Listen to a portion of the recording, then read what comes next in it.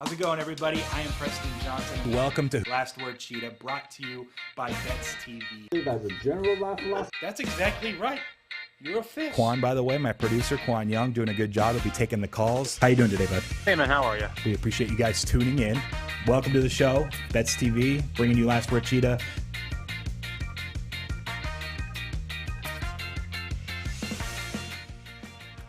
How's it going, everybody? Welcome to Last Word Cheetah, brought to you by Bets TV. I am Preston Johnson, your host, here as usual with Qwan Young, co-producing from the side. Also here with special guest Javier Prellezo. I'm going to give your family name respect. You guys probably know him as Javi Prellezo, I believe is how he told me to say it. But welcome. He drove down from San Diego, joining us in studio. How you doing? Oh, man, I'm doing good. I have to do this for Qwan, though. It's Javi Prellezo, J. Prellezo, DFS. Just for everybody. But I'm doing great, man. I love it here. It's beautiful. It is. It's a nice day. You were just golfing the last 2 days, you said. One item of business, though, off the top. He's San Diego. I'm LA. We got this Dodgers little canvas of the stadium to my left, behind me. Look, last night we were all up past 1 a.m. watching one of the crazier extra inning games ever.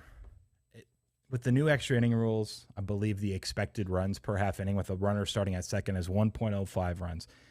They go multiple halves, like where no one can get a hit. It's 1-1 forever. Then the Dodgers finally take that 3-1 lead. I've never seen this in my life. The Dodgers, Fernando Tatis is up. They're afraid that he's getting signs from the second baseman, right? So they intentionally balk to move the runner, the Padres runner, over to third. And Nebel, I think it was very next pitch, Tatis hits a home run off, I think, Chris Taylor's glove right off over the wall. Tied 3-3, goes to another inning. Dodgers end up pulling it out, but I was up. I was like, I went to bed with my laptop watching. I thought it was going to be over, and then I was laying in bed for another 45 minutes watching it. But it was awesome. Not as awesome for San Diego fans. Yeah, as a season ticket holder, was not happy about that. And we've been struggling. But Did you go? I did not go. Oh, okay. Unfortunately, I was a little burnt out from golf. Shooting my 83, my little humble brag there. But, 6 innings of no runs, and then the Dodgers scored 2, and you think it's over because the Padres can't hit, and then all of a sudden they get a 2-run home run. It's unreal. It's not good to be a Padres fan now.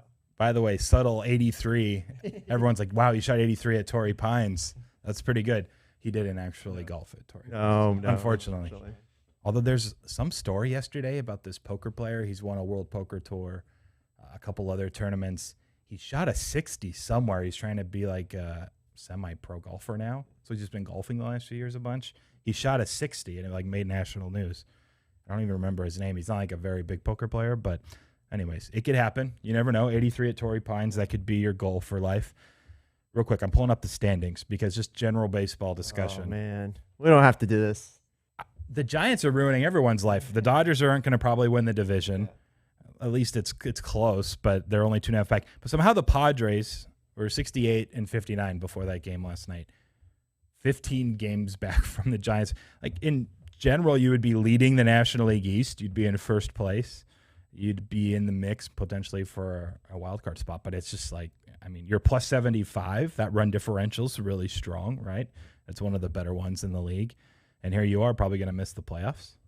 Do you think they actually shut Tatis Jr. down to like have, I think he's supposed to have like an elbow surgery? Shoulder, yeah. Shoulder. Yeah, he's had the injury twice this year. They're only 1 game back of the second wild card, which is incredible, considering how bad they've been in the last 20 days. But injuries, fatigue. I'm not here to make excuses, though, Preston, but we don't look great. 2-8 in their last 10 at least, maybe even worse if you go back more. I just see that on like the main ESPN standings page. I didn't realize you were still only a game back. I thought it was more now because someone was telling me that he thinks Tatis Jr. gets shut down the last few weeks of the season. It was fantasy baseball related for season long. So maybe you try to trade him and flip him now. Anyways, he's like the number 1 rated player right now in season long, most formats. Let's move on.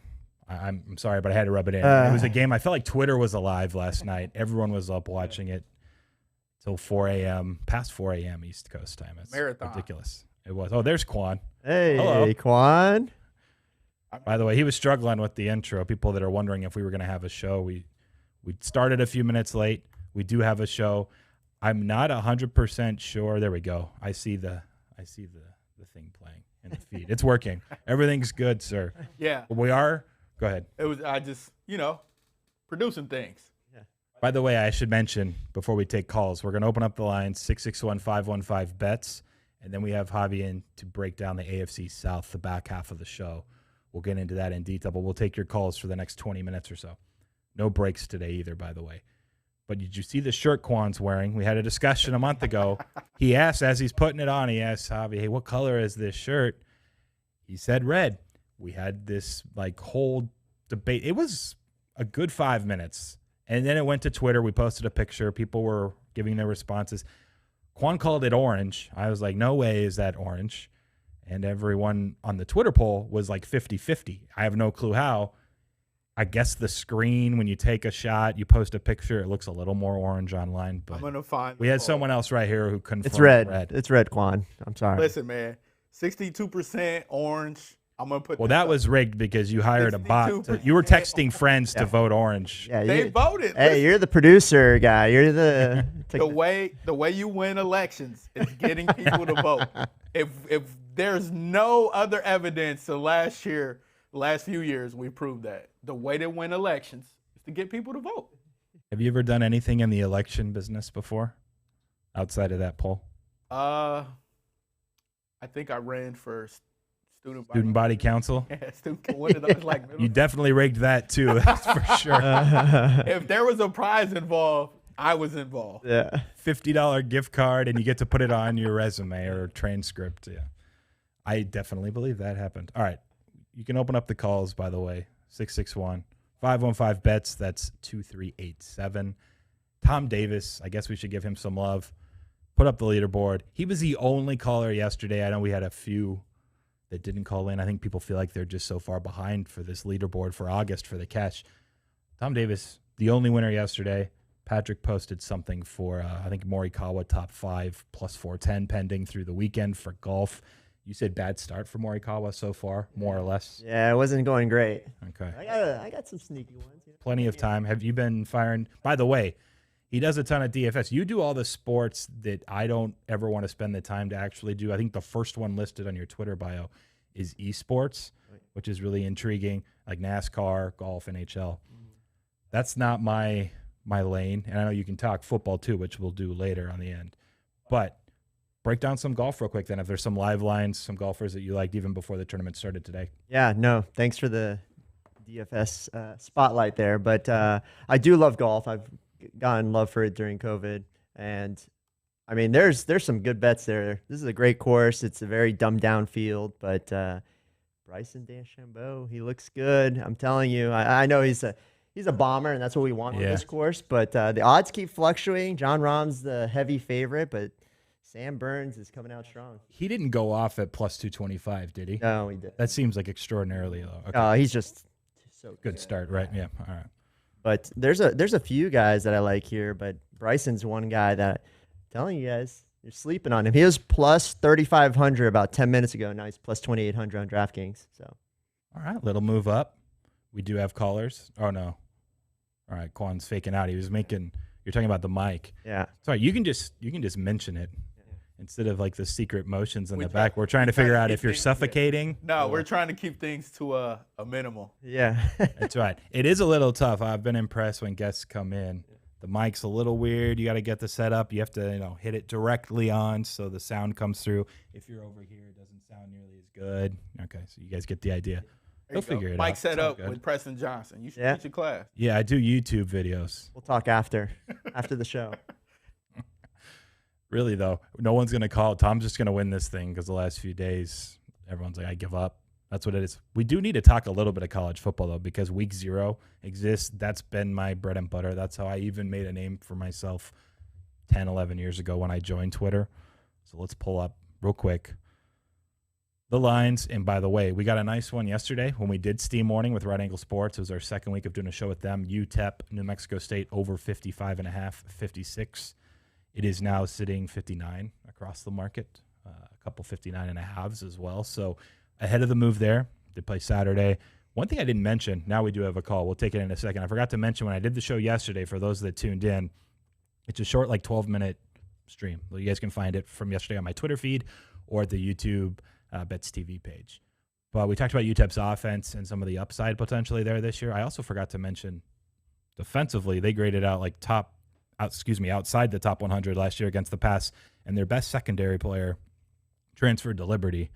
Kind of an upgrade for him, but now the UTEP defense, who also lost a few other starters, just does not look good. So people are saying, hey, New Mexico State, they haven't played in 2 years. They're the worst team in the country, like literally. How are they going to score enough points to go over? I think the UTEP defense maybe even worse than last year. And again, against the pass, I think they ranked 104th in EPA. So just wanted to add that. You can go ahead and patch through the call. Yeah, I mean, I'm going to go with the play. We got to. Qwan's going to start betting these too, he said yesterday. So pressure is on. Welcome to Last Word Cheetah. This is Preston here with Javi. How you doing? How's it going, Preston? Life is good. How are you doing? Oh, I'm doing okay. I don't think I have any shot at this point, but I'm going to keep plugging away anyway. Why That's not? what you got to do, no matter what. Yeah. So, you know what? Let's go to Sunday Night Football, and I'd like to do a little correlated parlay here with the Falcons and the under. Okay. Tell us why, other than you don't think the Falcons score points. Or I should say Cleveland. We'll see. Well, they have Felipe Franks at quarterback. Oh, and they signed Josh Rosen, so that shouldn't do much either. Oh, goodness. That should be – you can hang up now. Just say Josh Rosen.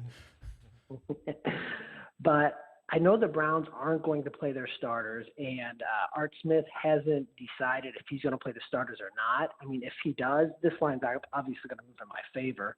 If he doesn't, I don't think it's going to move. I don't think it's going to get much worse than it is already. That's a pretty big spread for a preseason game. And the total, it's around 36 now, which is, I guess it's on the higher side. So, again, I'm just trying to pick up a few units on Tom. I don't think I'm going to get there, but I got to do something. There's no shame in second place. We don't give you free cash for second place, but at least you can say you were second place in August. You had a good showing, I believe, especially that first week of preseason with your 4 bets that you gave out there. So no worries. I will say real quick, I'll give you the plus 260 on the parlay. Why do you think this line opened at 7? I thought that was interesting. I don't know. I mean, that's just a crazy high opener. I wish I would have got some of that. Yeah, I mean, I did it play moved at 6.5 pretty quickly. I think it lasted for initially about 50 minutes before it really was just like 6.5 or a really juiced 7. But it was there for about an hour almost in the market. So I just thought in a preseason game on the road, a team that might not play any of their starters is laying 7. Like, I don't know, as bad as Atlanta is. Well, yeah, I think you're on the right side.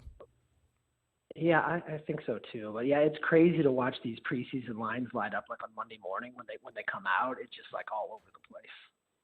They are. We appreciate the call, Patrick. So, good luck this weekend, and good luck golf. You never know. Morikawa still has a shot.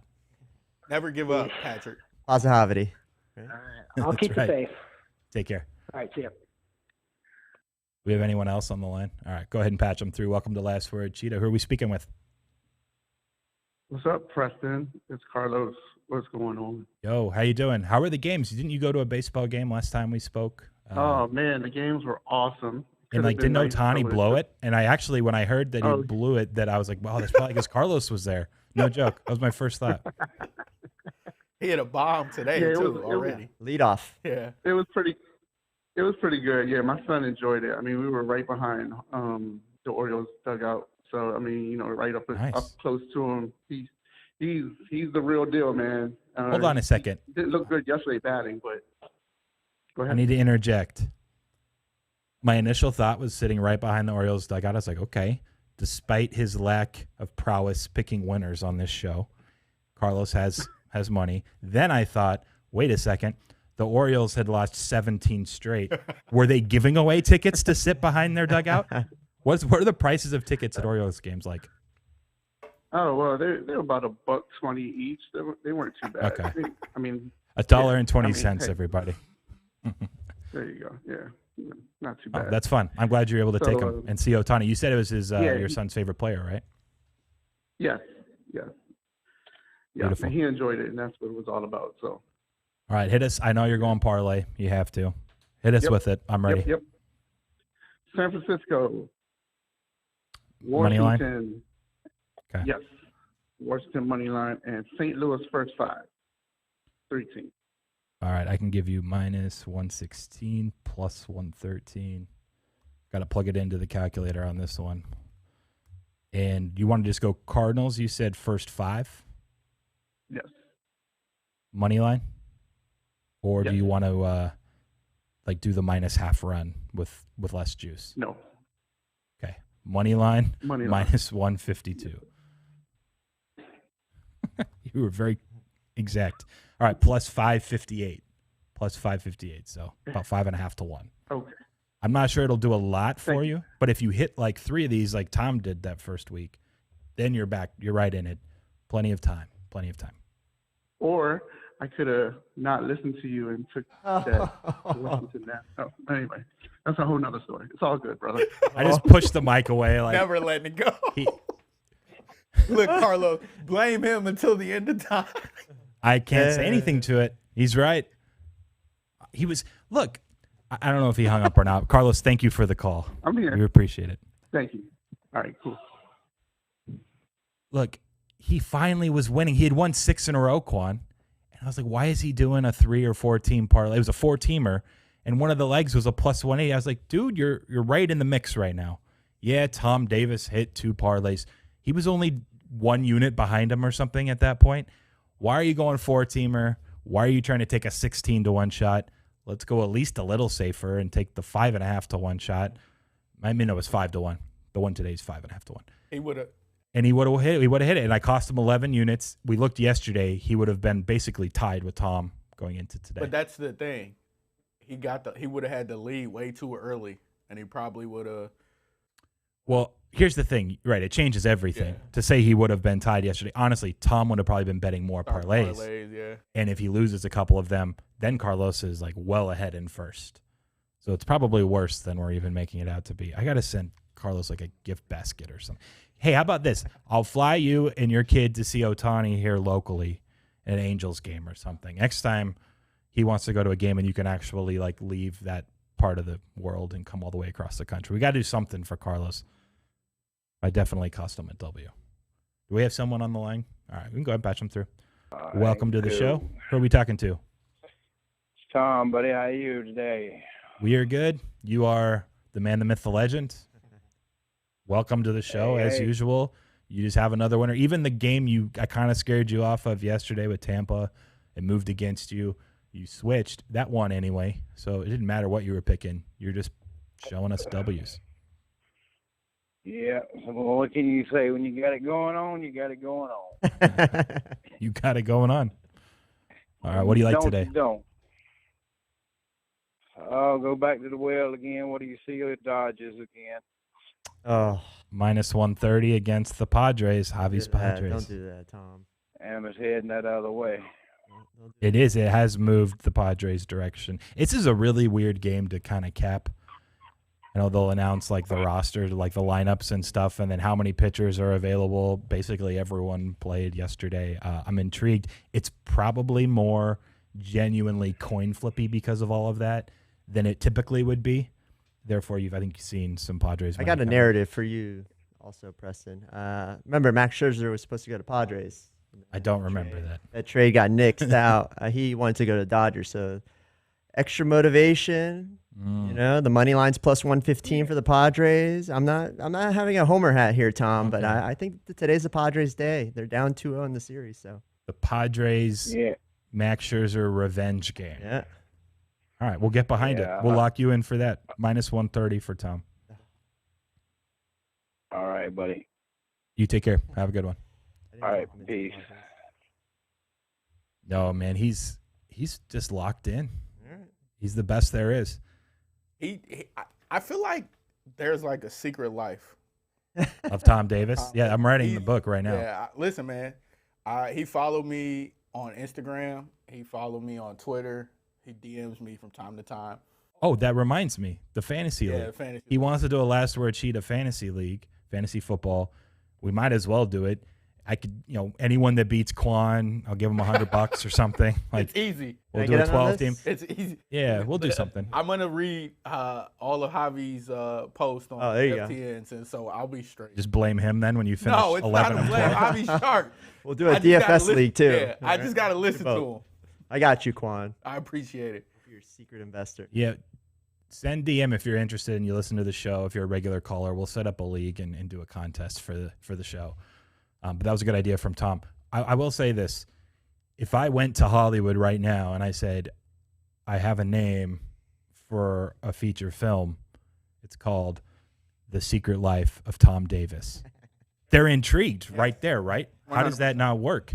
Like, they're like, oh, what's the script? And I'll say, like, we're working on it, but that's the name of the title. Listen, I think it works. They pitched, the Wachowskis pitched The Matrix to Will Smith with just like the slow motion move. That was it.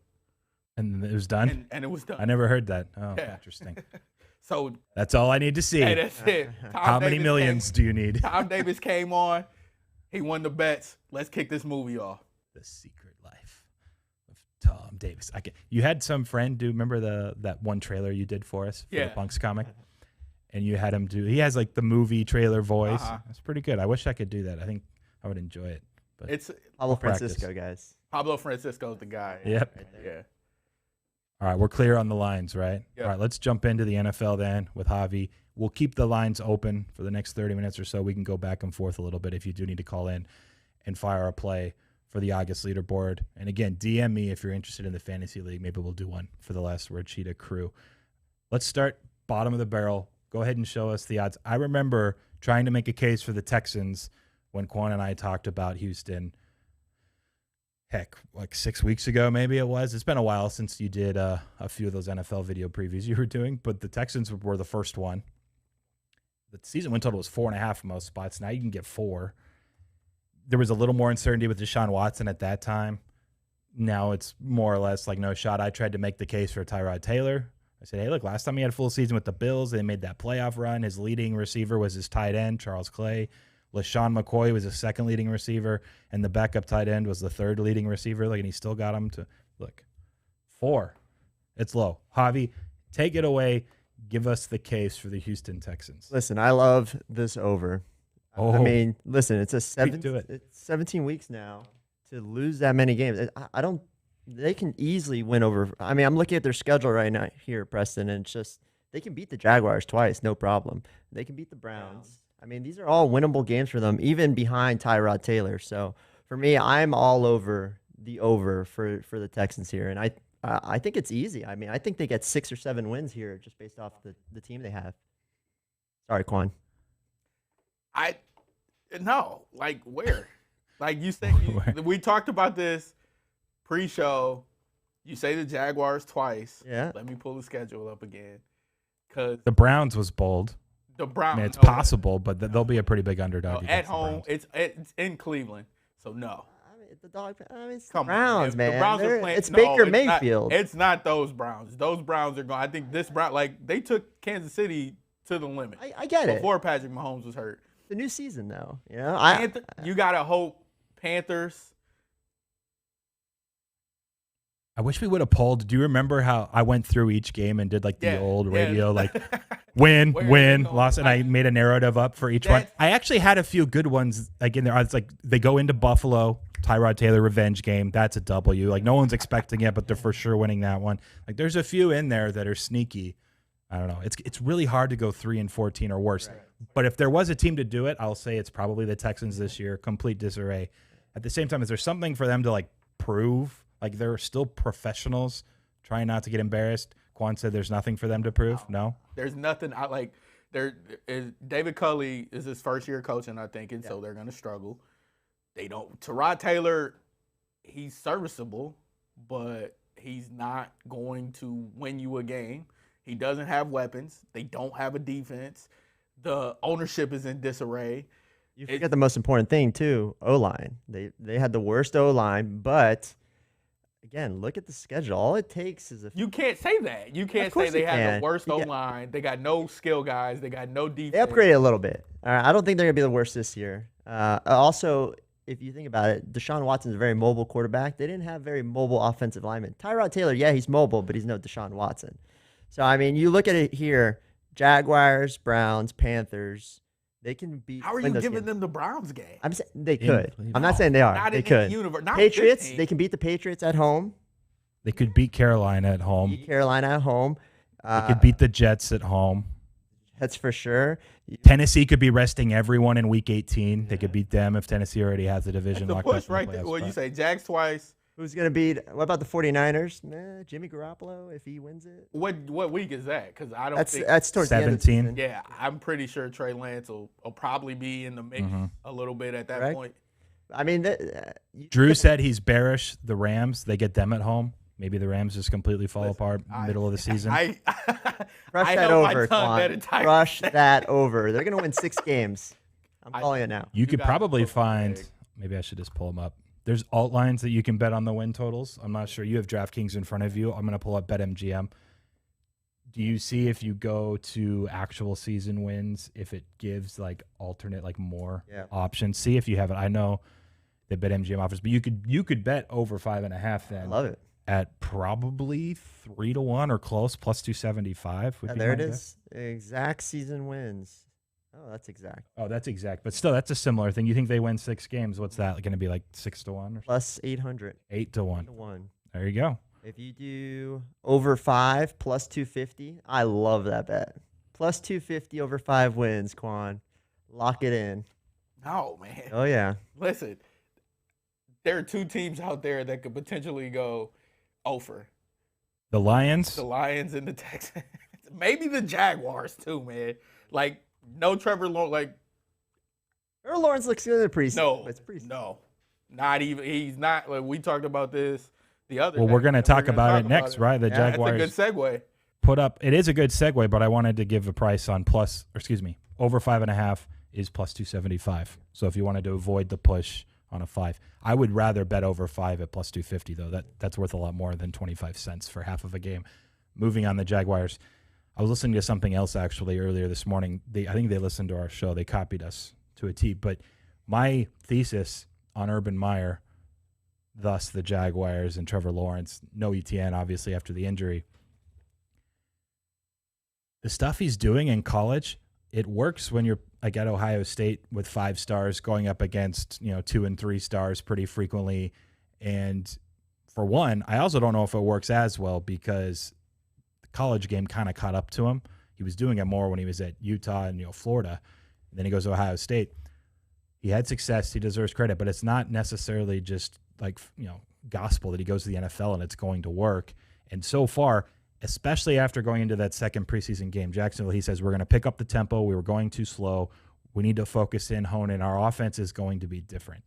And they scored 3 points in the entire first half against the Saints. And the Saints pulled all the starters after the first quarter. And the Saints were going 3 and out a bunch. And I think the Jags had like 5 drives or possessions in that second quarter alone, like chances. They had 1 field goal attempt that went off the post. They look like a mess. I said I actually like under 6.5 after we kind of thought it through, broke it down. A lot of people, though, because of the Texans being a disaster and other people being a little more bearish on the Titans and the Colts, which we can get to in a bit. I know people that bet the Jags at 12-1 to win the division. I go the other way. I just think that there's a chance Urban Meyer isn't it. And we won't know until things really get going. They might lose to the Texans on the road in week 1, and then it's like already, oh, crap, he's on the hot seat. Anyway, I'll let you take it from here. Thoughts on Jacksonville? Yeah, this is the one that I'm torn at, and we're talking about it off air. But I think I like the under also, under 6.5. I think this is going to be an interesting situation with Trevor Lawrence and Urban Meyer. I'm not the biggest Urban Meyer fan. I never have. Yeah. Especially because he went to the Gators, and I hate the Gators. So, but just bias hat off. I just think that there's not enough. There's not enough manpower with these Jaguars. Their defense, they used to be called Saxonville, no longer one of the worst defenses. I target them in DFS time and time again. They didn't do anything to upgrade their team, really. Etienne's down, so now it's James Robinson's show. I am a fan of his, but other than that, I mean, I do like DJ Shark, Marvin Jones, Laviska here, but I mean, who's throwing them the ball? Exactly. Yeah. That's what I'm concerned about. His name's Trevor Lawrence. He's the number 1 pick in the NFL. That's why I'm on the under, Qwan. Can we agree on that? Yeah. Okay, hell yeah. But that's the thing. Like with Trevor Lawrence, what we were talking about, he's not going to be a serviceable quarterback this year because he's afraid to make the reads. He can't make the throws yet, and the system that he's in is too complicated. Like watching the game, they were running one underneath, and then they were doing a bunch of intermediate routes. And for those intermediate routes, like the DBs are on your ass. There's a very small window that you have to throw into, so you have to have the confidence to make that throw. And he's just not there yet. Like the Marvin Jones throw from week 1, where he dropped back, scrambled around. That was a 5-step drop. He scrambled around, and he just tossed one up. Marvin Jones is going to get those 50-50 balls, but you can't base your offense around scramble, drill, and 50-50 balls. So unless Bevel has to completely obliterate his playbook and make it more simplified, they don't stand a chance. Like, I would run Gardner Minshew out there, and at least he has some type of poise and ability to extend the play and give you a chance. I think Lawrence needs to watch for a few games. Like the positions between Lawrence and Fields, it should be reversed. Fields should be starting the first game. Lawrence should be watching, because you can tell who can sit in the pocket, who can make the reads, and who's comfortable. It's Fields, it's not Lawrence. I think it's going to take some time, and I think it's going to take a different system for Lawrence to get acclimated. You're also forgetting the most important thing. Minshew's stash is number 1 in the league. All right, he's a great character. He is a great character, but also the key to Trevor Lawrence and a rookie quarterback is having an O-line and looking at multiple sites. They rank bottom 10. They can't protect him. He's not going to have time out there either. So for me, I'm very hesitant on Trevor Lawrence, and I agree with you. I think if you throw Lawrence out to the Wolves like that might ruin his career. So that's a big piece there too. If you throw him out there without some help back there. So for me, I'm off the Jaguars. I'm on the under. I don't believe in Lawrence either, and I agree with you also on Minshew. I'm glad we agree, Qwan. This is a good day. Yeah, it's a good start. I don't think I've ever gone like 4 minutes without speaking on this show before. I got a few tweets out. I read an email. It was pretty good to do this more often. Hey, hands off, man. My bad, Preston. My bad. No, it was good. And Qwan went for like 3 minutes. He's like, all right, I have a lot to say all of a sudden about Trevor Lawrence. I talk about sorry people. And look, if it really ruins his career, I hope he's more mentally stable than that, or they have like a sports psychologist on the team that, they just got to see what he has, in my opinion. I'm just not sure it's the right system, like you were alluding to with Urban Meyer, and we'll see. It just looks so bad in preseason, and you never want to react to preseason, though, either. And then getting into the fact that Carson Wentz is hurt, and maybe he's going to be back and be okay, but it's still weird, and there's some uncertainty there. And then I think you love the Titans. You told me before the show, beans have been spilled. But losing Arthur Smith at offensive coordinator, he's going to coach in Atlanta, right? So what are they going to do with that? Because before he got there, they were extremely inefficient in the red zone, and they weren't running play action as frequently. And now last year with him, after 2 seasons of Arthur Smith, they were the most efficient in the red zone and the most frequent play action run team in the entire NFL. Are they going to try to imitate it? 1, can they, even if they try? 2, maybe they don't even try, and it's whoever the next guy up, they're going to try to just like do his thing. Like, I'm very concerned about Tennessee. You tend to disagree. Yeah, I know. I get it about the offensive coordinator, but you got Derrick Henry. Let's talk offense first. You got Derrick Henry, and not only that, you have A.J. Brown, and you added what? Julio Jones, a second piece to it. And I get it. It's Ryan Tannehill. I've seen him for many years in Miami. That's where I'm from, born and raised. And I'm not a believer in Tannehill, but he looks so good with the Titans. I think this offensive line is one of the best. The thing you have to be worried about is really the defense. Can the defense be good enough to win the division? And I think it can. I think it can. It could be good enough to win the division, yes. But is it good? No. They're my sleeper bet to win the AFC. I know it's maybe not as big of a sleeper because they've made it there before and lost to the Chiefs, but I think this could be the year where everything just works out for them. So, Qwan, do you have that on the graphic or just Super Bowl? I saw like 30-1, right? Yes. Okay, so AFC, for those wondering, the best price I see is 15-1 at a few spots, including DraftKings, which I know Javi has in front of him. So for AFC, 15-1, or do you prefer Super Bowl at 30-1? I prefer the AFC. Okay.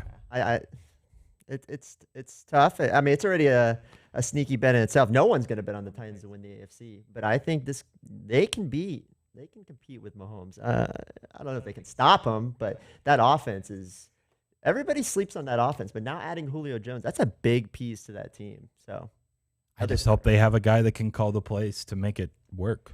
I know that's people try to disregard that type of stuff, but yeah, to what Javi was speaking about as far as competing with Kansas City, you don't really need to compete with them. You have to control the ball. They're quick strike offense. Prevent defense in the third quarter. Yeah, those are the times you got to be aggressive. Like they're gonna put up, like we saw. What was it last year or the year before when they put up 24? They were up 24 or down 24-0 on the Texans. Like nobody thought that was going to be the end of the game because their quick strike, throw the ball downfield, Tyreek Hill, one play, which is why you have to be in your base defense and stop them as much as you got to extend the drive as long as possible, which keeps them on the field. The more plays you get, the better off you are. So if you can make them go 12-play drives, 13-play drives, that's what you want because you can run the clock down on offense with Derrick Henry and you get 1 or 2 scores. You don't want to make it a 40-40 game or 42-40 game. You want to make it something where you hold them to 28 points and hope you can compete with their firepower in some type of way, run the clock down. Like there has to be 1 or 2 stops that you get that Kansas City you don't expect. I need to interject. He found a point. One caveat. Yes, this is actually a worthwhile one, not just me arguing that I disagree with your opinion. You said, what was your exact wording about, you said, wow, what was the way you said it? I was thinking through it and how I was going to respond, and I forgot your exact wording, but you said the more plays you run, the better off you are. Yeah. Unless you're worse than your opponent, then you're worse off. And you want to limit the amount of plays you run, and you want to increase variance. Because if they ran, say each team got 10 plays, anything can happen in 10 plays. It's like basketball. You play like a 5-minute game. Anything can happen versus 48 minutes. If you're the worst team, you can win for a 5-minute stretch. So for football, generally you want to decrease the amount of plays, slow the game down, keep the Chiefs off the field. So for this particular comp of Titans versus Chiefs, you don't want to increase the plays. They're not going to be better off if there's more plays in the game. They're worse than Kansas City. Therefore, more plays. You can literally break it down to, hey, we're 0.09 points worse per play than the Chiefs. If we run 75 plays, then we're going to lose by X amount versus if we only run 50 plays. So you want to actually decrease the amount of plays you run. Thanks for listening to Last Word Cheetah. We'll be back tomorrow. I have a retort to that, but we'll continue the show. If you're playing, he wanted to retort. I was going to let him take it. It's because I get what you're saying, but those teams who can score at the drop of a dime are dangerous because the defense. If you're telling me the defense is out there for 1 or 2 plays, I mean, it's a coin flip. Like Patrick Mahomes on the field, if they're running 13 plays, the opportunity for them to fumble the ball, throw an interception, which he rarely does, it's higher. So if you're telling me they're scoring 2 and 3 play drives, you're out of the game. So you can also just try to get stops in 3 plays. What's the chances of you stopping that offense? What's the chances of Tennessee scoring if they're running a bunch of plays quicker than they normally do? Right? It goes both ways as far as what happens. It's not about pacing. It's about them controlling the clock. So Derrick Henry is clock control. But if you pace them and you keep that defense on the field, get them tired, you can wear them down, especially with Derrick Henry. Yeah, that's a good. I mean, it's 19 ways to skin a cat or whatever. Yeah. And who's going to wear them down? The workhorse, Derrick Henry. Yeah, I love Derrick Henry. I mean, that guy. But I mean, the counter to that is now, like you said, with A.J. Brown and Julio coming on, now it's on Tannehill, who showed he can make throws, he can be a big game player, and that's what you're hoping for is that Julio and A.J. Brown do something that Corey Davis last year couldn't do. Like it's Corey Davis. It's like a best season he ever had, too, wasn't it? Yeah. Real quick before we move on to the Colts, you like the Titans to put up the graphic real quick of the prices, Qwan, so people can see one more time. You like them to obviously maybe win the Super Bowl, but AFC 15-1 range. Is it more of like take the shot on them to win the AFC because they're just so likely to get out of maybe a down bad division? Or do you also like over 9.5? Would you play both, or do you prefer to just take the line? I like both, and I'm a fan of hedging, so I think this is a great hedge to bet the over 9.5 and then go with them winning the AFC as well. So I'm not sure that qualifies as a hedge, because if they only win 8 or 9 games or fewer, then you lose both. So it's like maybe really for the AFC. I mean, with this, it's the hedge that they win 10 or more and then lose your Super Bowl. I mean, you look at that I get division, it. though. That division is. I mean, I don't believe in the Colts either. Then you could just bet the division at -106, and then if they only win 9 games, they could still win the division at 9-7 potentially. Or I guess 9-8 it would have to be this time around. It's interesting. So what's the feeling then you get with Wentz, Indianapolis, a defense that I think graded out a little bit better? Excuse me. They looked better on paper on like opponent points allowed than they graded out. Some of the underlying metrics, they're probably a little bit worse defensively than they showed last year. So with that said, if there's some regression on defense, and now we have the Carson Wentz injury and some uncertainty, where is Indianapolis going? Yeah, and the thing about the Colts, I was just looking this up too, oddsmaker have them starting 0-5 to start the year. Like, their schedule is brutal to start out. You got Seahawks, Rams, Titans, Dolphins, Ravens. Maybe not the Dolphins, but I mean that's no Wentz either. You don't have your quarterback there. Yeah, the defense is very good. I mean, they are a top 10 defense and one of my favorites here, but they need an offense too. They have nobody. All they have to do is stack the box and stop JT, Jonathan Taylor, and make Eason? Yeah, make Eason throw the ball, especially in the beginning of the season. And even then, you could stack the box and make Wentz beat you. I mean, are you scared of Carson Wentz? He's probably going to get a lot of pressure. Yeah. A lot of people, I would blitz the hell out of him. Yeah, exactly. Him move in the pocket. I mean, are you scared of Carson Wentz? Even with a good O-line, do you think Carson Wentz good? I don't think he's bad. Last year, I want to say was a fluke, but I don't know because the Eagles didn't have a good O-line either. Yeah. But some of those passes he was throwing. Yeah, that's bad. Yeah. He's not good. And as I'm a Cowboys fan, I've seen it many times, and I love playing the Eagles because Wentz is bad, and he makes their defense look good even though it's bad. But I'm not a believer. I mean, they have a good O-line, they have a good defense, but they don't have a quarterback. And that's the thing. That's why I'm smashing the under on this. I don't believe in the Colts. I don't even think they'll make the playoffs. So I like the under, and I like the not making playoffs. You can get plus money on the no playoffs. Yeah. I need to step in again, interject, just make sure everyone is clear. When Javi said, I don't know why you guys are laughing. I'm like being serious. Like these are pretty good points to make if you're like trying to learn the betting markets. He said odds makers have the Colts starting 0-5. I think what you meant by that was that they're projected to be an underdog in their first 5 games. Right, yeah. But they're projected to be a 1.5 or 2-point underdog against the Seahawks for now. That's almost a 50-50 game. So they're almost 50-50 to start 1-0. So they're not projecting the Colts to go 0-5. He's just meaning, hey, like they're probably going to be at least a small underdog in their first 5 games the way things are shaking out. After I think those first 2 at home, they play the Rams. That'd probably be a similar 50-50-ish game. But then they go at Tennessee, at Miami, at Baltimore. So those are the first 5. But on average, they're probably going to go 2-3, maybe 1.5 and 3.5. Not 0-5, but they could be dogs in the first 5. So anyway, just wanted to clear that up. Yep. Make sure everyone. I appreciate it. I mean, if I had a prediction, I think they go 1-4, but I'm not a Vegas odd maker, right, Qwan? So you could be. We need it here in California. We were talking about it before. Maybe in 2 or 3 years they figure it out. I think that's it for the division. Qwan, you got a lot of good intel there. They come in more often, It's the most I've said in 2 months. It really is. I feel like I should be saying something else, but you hit on a lot of stuff. I'll leave the division at this because there are some props out there where you can bet like which division wins the AFC or wins the Super Bowl too. And they're, despite having a team like the Titans and the Colts, like the rest of the division so bad, it's really only a 2-team race, if you even want to call it that, for winning an AFC or a Super Bowl.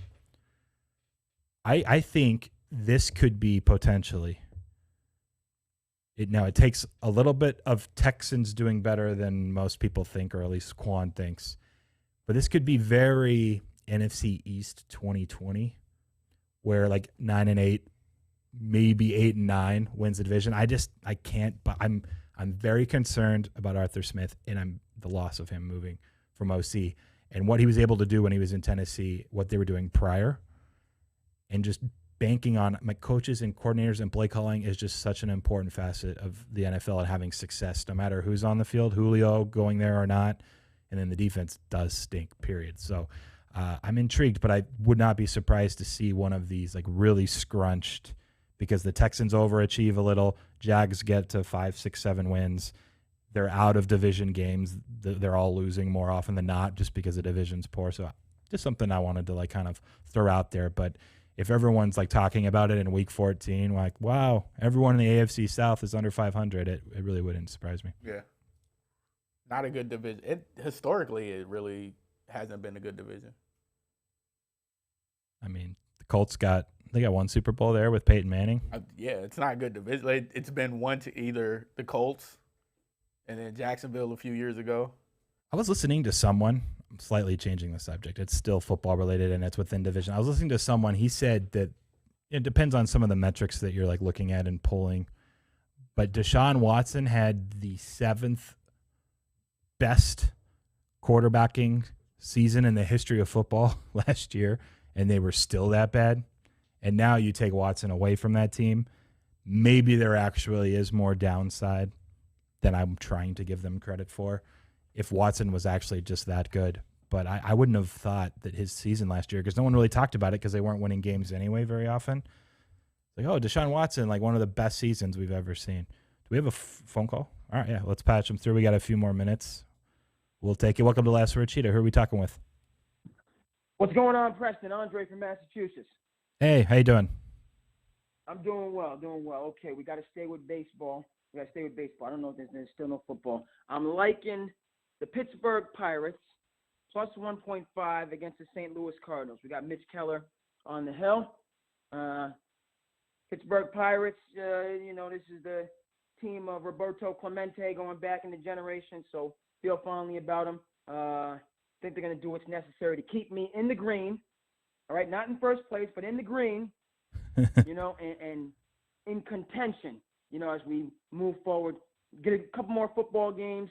I got a long way to go, Preston, before basketball starts up. So I'm kind of, I'm a little bit, I'm not at full strength. The basketball is really my strong suit. Yeah, hang in there. We do have football coming, and then NBA will be I got to tough it out during this time. I got to learn as much as possible about football, okay, college and NFL. So I'm listening. I'm learning about the football, okay. But today, Pittsburgh Pirates are going to keep me in striking distance of Tone, all right, and the other guys that are up there in the leaderboard. Sounds good, Andre. We appreciate the call. All right, catch you tomorrow. Thanks a lot. Yep, talk to you later. I like how a few of the guys now are just calling and trying to like, well, where's Tone at? I know I can't win, but can I beat Tone out? By the way, plus 1.5 on Pittsburgh is minus 109. That's the price I can give them. And I'll just leave it at this. Whenever you can bet on the Pirates because of Roberto Clemente, you got to do it. I've never.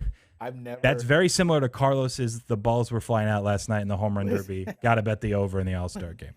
I've never in my life heard anybody say the Pirates are going to do it. Listen, the Pirates have been bad. I should have told people that I'm very good at baseball, betting and DFS. So I guess I could have. Toot your horn, Javi. No, I should have. Yeah. Sorry, guys. If you call now, I'll tell you my favorite bets. I have 2 there. So go ahead. We got a couple more minutes. You want me to tell you? Break them down. Yeah, so I like Alex Wood tonight for the Giants going against the Mets. So I like the Giants minus 1.5. That's plus 140. That's a very good. This was some very good odds considering how bad the Mets have been too. Guys, the Giants have to keep a hold of that division because I really don't want the Dodgers to win it either. So consolations, the Giants. And then the second one, I'm leaning towards the Red Sox. This one's a little bit more of a safer bet. But minus 1.5, minus 150 for the Red Sox over the Twins. Chris Sale's on the mound against John Gant. Should be an easy win for the Red Sox. So hopefully someone calls and takes those 2. What happened to the Twins this year? Injuries, but they sold at the deadline too. They got rid of Nelson. Well, yeah, because they were just so bad at that point. Bad. But their pitching is very bad. Bottom 10 in the league, and then Sano had started ice cold. He was hitting like 150. But I don't know. It's just like a team that had always kind of been there. Their floor was really high. And now here we are. I'm pulling up the standings, but they're dead last, it looks like, in the Central, below Kansas City, below the Tigers. No one would have envisioned that. It's rough. They are on a 1-game winning streak, though, so they have that. It's pitching, though. I mean, their hitting's underperformed, but they're usually like middle of the pack. I mean, they had some power bats, but a ton of strikeouts, terrible pitching, terrible bullpen, which is big. People underestimate that. So, yeah. Question for both of you, and we'll end with this before we wrap up the show. Life or death. These 4 teams are going up against Max Scherzer and the Dodgers. The Orioles, the Rangers, the Twins, or the Pirates. Maybe instead of the Twins, I should use the Diamondbacks. But who are you trusting? By the way, the Orioles are on a 2-game winning streak. Shout out Baltimore. Actually, ever since Carlos left the game, the Orioles are on fire. They can't lose. So, Carlos, they probably owe you for that. But, yeah, if you had to put your, who's the really, really, really bad end of the tail baseball team this year that you still trust a little bit more than the others? It would be the Diamondbacks if you include them. Yeah. I think you can they can still compete there. Their offense could do something, but the Pirates' offense is disgustingly bad. The Rangers, ever since the trade deadline, they turned into a AA team, so they can't hit anything. I forget the third team you mentioned. Who was it? Was it the Orioles? Baltimore and Yeah, worst pitching staff in the league, and their hitting is, they strike out about 10 times a game. So, yeah, Diamondbacks. Pirates have scored the fewest runs in all of baseball. They're bad. By about 20. The Mets, though, are the next lowest, even though they're only a couple games under. Well, I like the Giants -1.5. Plus, there you have plus odds.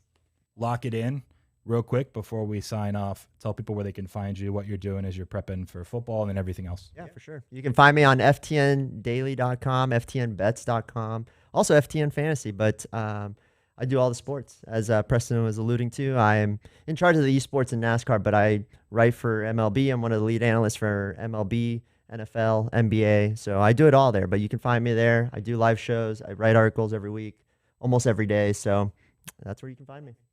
And on the Twitter machine, J Prellezo, DFS. You got that, Qwan? You guys have some J Prellezo, DFS joke going. Right.